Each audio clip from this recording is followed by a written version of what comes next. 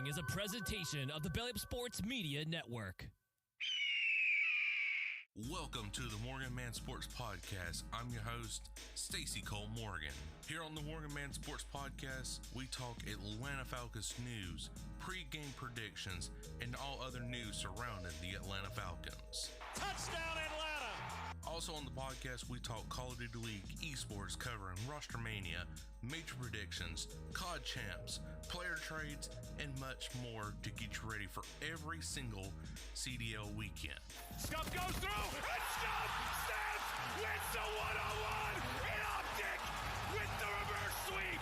If that sounds good with you, put on your Falcons jersey, grab your gaming headset, and let's get this show started.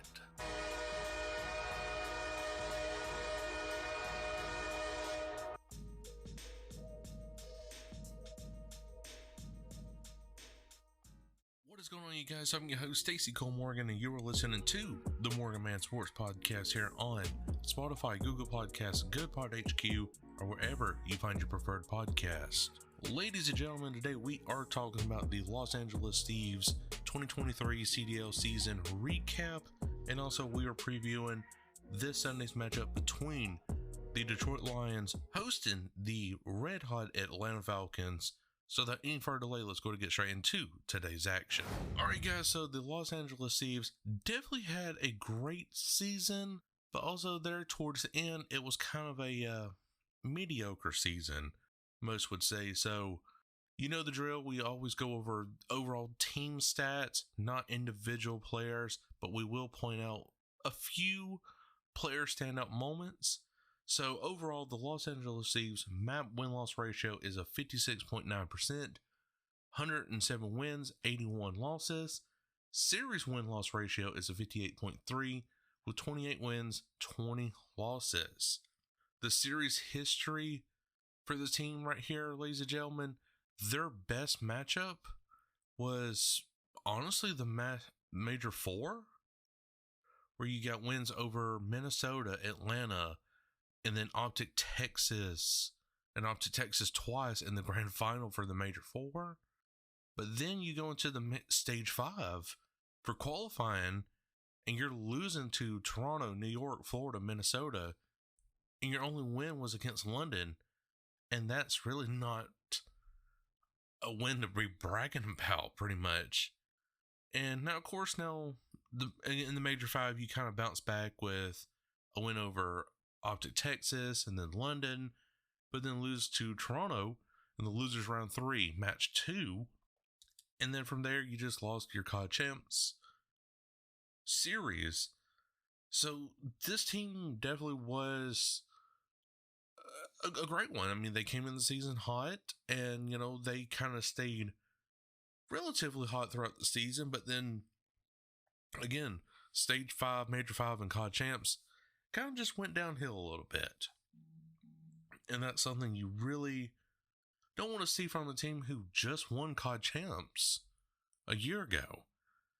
And so it was a great season, but also at the same time, the expectations were set so high for this team because you had Draza, you had Octane, Envoy, Kenny, all of them who won COD champs a year ago, and they were expected to win it again this previous season, but no, it ended up being the New York Subliner. So overall team stats for Hardpoint: kills per 10 minutes is 87.3, overall KD 0.99, engagements 175.1, deaths per 10 minutes 87.8, and number of maps, I should say, is 80. Wow, that's a lot for Hardpoint.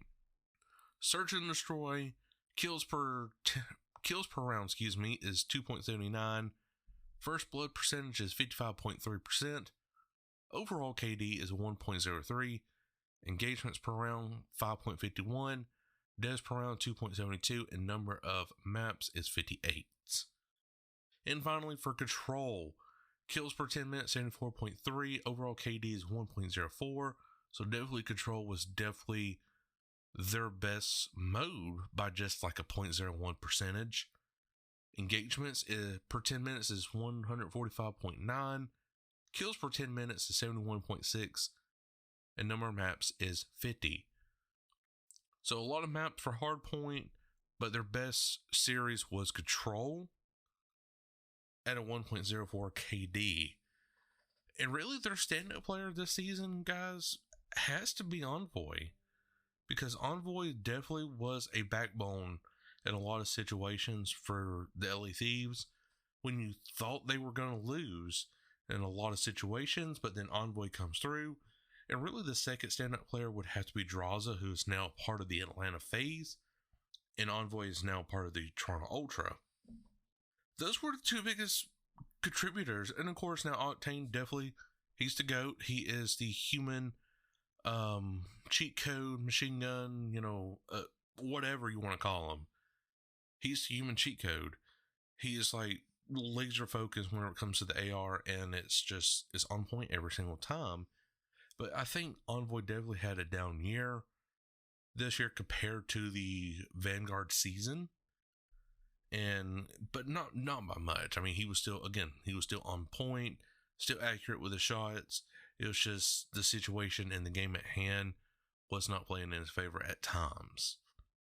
So overall, my overall grade for the LA Thieves definitely would be a B-. You came into the season hot, you stayed kind of warm throughout the season, then you just got ice cold in that Stage 5 in COD Champs.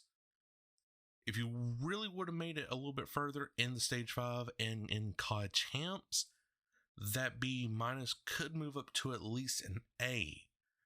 But I'm having to stick with the B- just for that simple fact. So now moving on over to the red hot 2-0 Atlanta Falcons, ladies and gentlemen.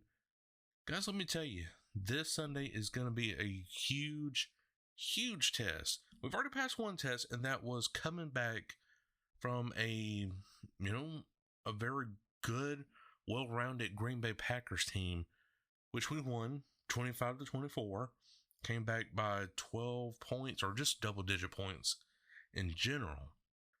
And now we got the Detroit Lions, who is favored to really make the playoffs this year, alongside with us, of course. And guys, I really like this matchup right here because when it comes to the Falcons and Lions, we always treat this like a divisional matchup.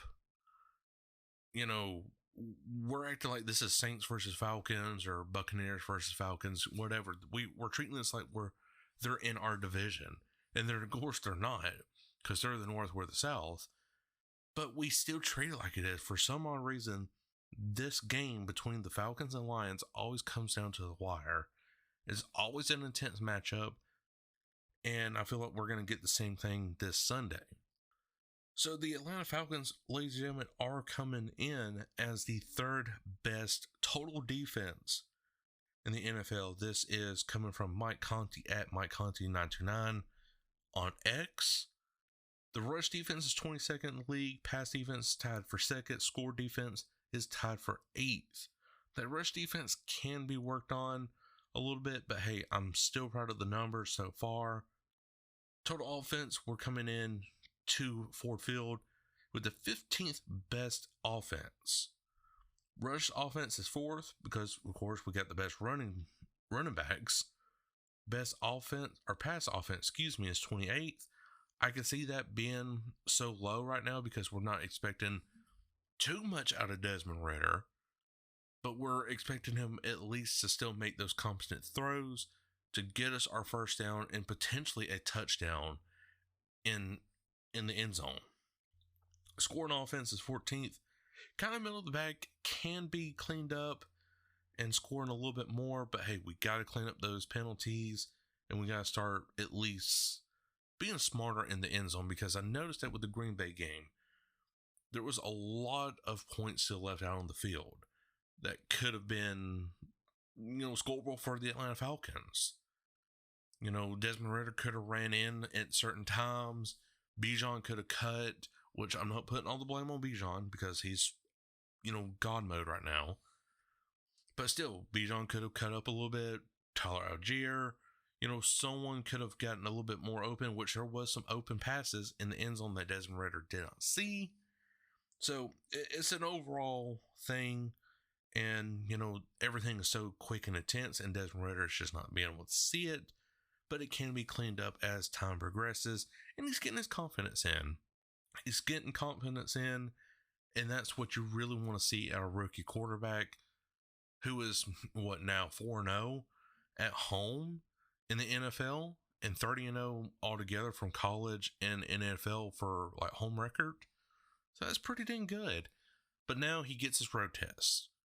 And the Lions, guys, again, they're no joke because they are favored as a field goal favorite this Sunday at Ford Field. So the game odds, the spread did open up at a -5, but it has dropped down to a -3. I want to say that is the reason because of Jeff Okudah and Cordell Patterson was in full participation at practice today. And it's looking likely that they will return this Sunday. But we won't know nothing really until about Friday, maybe Saturday kind of updates right in there. The money line, it did open up as a +180 for the Atlanta Falcons, but did drop to a +143 with the public bet sitting at 24% right there. So if you are taking the Atlanta Falcons, which you should be, this is great money for you to earn right here. Total over and under is 46 points. Vegas or the public bet, I should say, is taking the under at a 57%. So still not quite as confident that this game will be under 46 points, but still just enough to, win you some money at the end of the day. And I was recently on the Lou Galliman show, and he said it himself that he expects there to be a lot of points being scored this Sunday. And I told him, I was like, yeah, you're right. There could be a lot of points to be scored.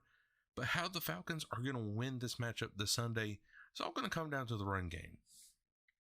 Because when you look at the run game for the Atlanta Falcons, we, of course, are the 4th best running offense at 170.5. And the Lions, against the run, are the 9th best rushing defense in the National Football League. So we're going to have our hands full right here. Bijan is definitely going to have to find some more open spaces and cut out more. And of course, Tyler Algier as well. Now, as far as the passing game goes, I'm not particularly too worried because Desmond Ritter can make those short and intermediate throws. But what you really need out of Desmond Ritter this Sunday is to make those long throws, because this defense for the Detroit Lions, they're 25th against the pass, and we're 29th, so it could be a little bit of an even matchup right there. But if Desmond Ritter can find his open man downfield, aka Drake London, Kyle Pitts, we got the passing game covered. But the run game is definitely going to be challenged this Sunday, and if we can exploit that run defense for the Lions, I think the Falcons can win comfortably by a touchdown this Sunday in Ford Field and improve to 3-0 in the season. And I believe this will be the first time since 2017 as well that the Atlanta Falcons will go 3-0. So we'll have to wait and see this Sunday, but everything kicks off at 1 p.m. Eastern Standard Time on Fox if you are in the Atlanta area. Sorry for people in the Detroit area. I don't know much about your TV programming up there. Pretty sure it's probably going to be a Fox affiliate right up there. Not sure, but for the Atlanta area, I know it's Fox 5 Atlanta. Location, of course, is Ford Field, Detroit, Michigan at 1 p.m. Eastern Standard Time this Sunday, September 24th. So, guys, what do you think? Do you think the Atlanta Falcons will improve to 3-0 this season, or will fall to the Detroit Lions and go 2-1? But anyways, guys, that is all the time I have for today. I hope you did enjoy it. If you did, make sure to like button wherever you are listening from: iHeartRadio, Spotify, Google Podcasts, wherever you get your preferred podcasts. Make sure to subscribe on YouTube. Give me a 5-star rating on Spotify and Apple Podcasts. Sure does help. Make sure to check out the t-shirts, guys. More designs are on the way. But until then, I'm Michael Morgan. We'll catch you all later. Peace.